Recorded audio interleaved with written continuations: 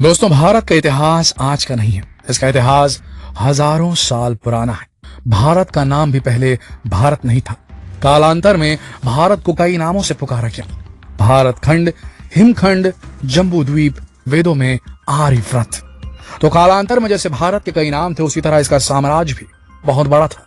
बाद में धीरे धीरे मानव जीवन का विकास हुआ, तब कई देश भारत से अलग होते चले गए। आज हम आपको उन्हीं देशों के बारे में बताने वाले हैं जो कभी भारत का हिस्सा हुआ करते थे। हम केवल आजादी के समय के भारत की बात नहीं करने वाले, हम उन देशों को भी शामिल करने वाले हैं जो कभी प्राचीन काल में क्षेत्रफल की दृष्टि से, संस्कृति और सभ्यता की दृष्टि से भारत का हिस्सा रह चुके हैं। चलिए देखते हैं कौन से हैं वो 15 देश जो रह चुके हैं भारत का हिस्सा। बांग्लादेश। दोस्तों, बांग्लादेश का नाम तो 1971 में ही पड़ा है, लेकिन ये स्थान पहले भारत का हिस्सा था।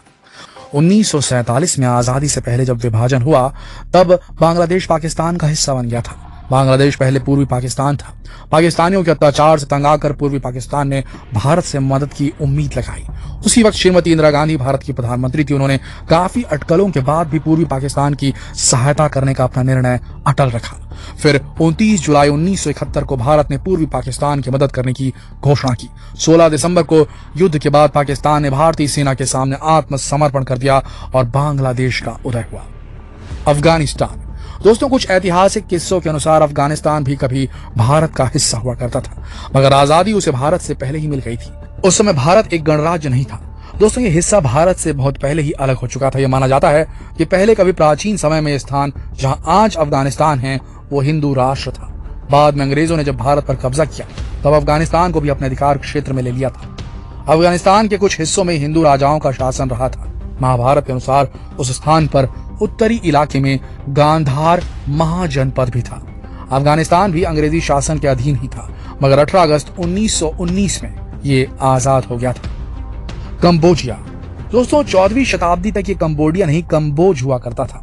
कंबोडिया की दंत कथाओं के अनुसार कंबोज की नींव आर्य देश के राजा कंबू स्वयंभुव ने डाली थी। भगवान शिव के आदेश पर वो यहाँ आकर बसे थे। इन दंत कथाओं में नाग जाति का वर्णन मिलता है। 14वीं शताब्दी के बाद दूसरे शासकों का प्रभाव यहाँ पड़ने लगा और धीरे धीरे 19वीं शताब्दी तक यहाँ का प्राचीन महत्व, यहाँ की प्राचीन संस्कृति समाप्त हो गई। सन 1858 के बाद इसे कंबोडिया कहा जाने लगा था। 80 साल तक यहाँ फ्रेंच इंडो चाइना का शासन भी रहा। फिर फ्रांस ने 1947 में कंबोडिया को इसका अपना संविधान दे दिया। प्राचीन समय में यह भारत के प्रमुख 16 उपनिवेशों में से एक था। इस देश में दुनिया का सबसे बड़ा हिंदू मंदिर भी है। भूटान। दोस्तों, भारत की सिक्किम, असम और बंगाल की सीमाएं भूटान से मिलती हैं। भूटान को भी अंग्रेजी शासन बार बार अपने अधीन करता रहा। तब भूटान पर हमेशा ही अपने स्वतंत्रता को लेकर खतरा मंडराते रहता था। जवाहरलाल नेहरू हमेशा ही भूटान का भारत में विलय कराना चाहते थे, लेकिन भूटान खुद को स्वतंत्र राष्ट्र बनाना चाहता था। भूटान बहुत पहले ही भारत से अलग हो चुका था। भारत ने भूटान के भारत का हिस्सा होने को लेकर कई बार दावे किए, मगर भूटान कभी भी भारत में विलय नहीं चाहता था। मगर ऐसा माना जाता है कि पहले भूटान भारत का हिस्सा था। ईरान। दोस्तों, ये बात कालांतर की मानी जाती है। ये पहले ईरान का नाम आर्यन था। यहाँ आर्य वंश के लोग रहते थे। दोस्तों, यहाँ किसी युद्ध या साम्राज्य की बात नहीं की जा रही। बात केवल इतनी है कि कभी प्राचीन समय में हिस्सा भारतीय संस्कृति के अंतर्गत था। जब भारत का नाम भी भारत नहीं था, तब ये स्थान आर्यन था। समय के साथ इसका नाम एरियान पड़ा और फिर आज इसका नाम ईरान है। फिलीपींस।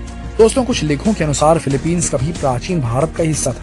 ये उस समय के बारे में है जब भारत का नाम आर्यव्रत था। उस समय यह स्थान आर्यव्रत की सीमा में ही आता था। इसके इतिहास के कुछ राजा भी हिंदू धर्म और भारतीय संस्कृति से प्रभावित रहे, मगर पक्के तौर पर यह नहीं कहा जा सकता कि यहाँ के शासक हिंदू थे। फिर बाद में मुस्लिम आक्रमणकारियों ने इसे अपना क्षेत्र बना लिया, जहाँ जापान और अमेरिका ने भी राज किया। सन 1946 में अमेरिका ने इसे स्वतंत्र देश का दर्जा दे दिया। मलेशिया। दोस्तों, इंटरनेट पर उपलब्ध जानकारी के अनुसार मलेशिया में पहली शताब्दी में भारतीयों ने हिंदू संस्कृति और सभ्यता का प्रचार किया था। उत्तर मलेशिया में आज भी हिंदू और बौद्ध मंदिर हैं। थाईलैंड। इसका प्राचीन नाम श्याम देश है। इसकी पूर्वी सीमा पर मलेशिया और दक्षिणी सीमा पर कंबोडिया भी है। सांस्कृतिक रूप से थाईलैंड कभी भारत का एक हिस्सा था।